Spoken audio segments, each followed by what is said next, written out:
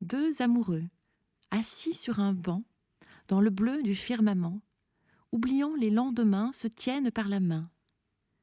De l'autre, caressent d'un air fébrile la surface laquée de leur écran tactile, happés par les bip-bip frénétiques des tweets, des clics électroniques. Chacun de leur côté, télésnobés par leur moitié, ils conversent avec des amis digitalisés, pressés de partager les photos de leur dîner, des soirées arrosées, des plages ensoleillées. Ils aiment les photos qu'on sème en armure, cachées derrière un mur pixelisé. Les amoureux du quartier sont pressés de suivre le fil de l'actualité, sont actifs, réceptifs, captent sur le vif les nouveautés notifiées. Ne jamais rien rater pour être le premier à dire que l'on sait ce qui s'est passé. Les amoureux, au regard vitreux, regardent dans les yeux leur écran intelligent qui brille de mille feux et qui, telles les sirènes, chante une mélodie envoûtante qui ne s'arrête jamais.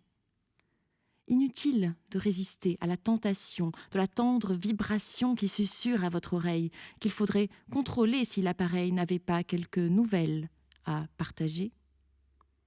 Télésnobés par leur moitié pour optimiser le temps assis sur un banc du quartier, ils chattent sur iPhone, iPad, iMac, postent en vrac, zap, tapent sur leur clavier leurs SMS illimités.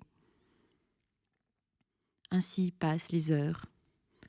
Assis côte à côte, sans prendre garde à l'autre, dans l'espace-temps renversé, ils sont ici et ailleurs, proches et éloignés, seuls ensemble, pris dans les méandres de la toile qui voile leurs yeux étoilés. Et soudain, dans deux mouvements synchronisés, les amoureux se sont regardés, fixant leurs prunelles. À peine sortis de leur réalité virtuelle, revenus dans l'ici et maintenant, ils se sont regardés pour quelques instants, esquissant un sourire. Et dans le bleu du firmament, ils n'avaient plus rien à se dire.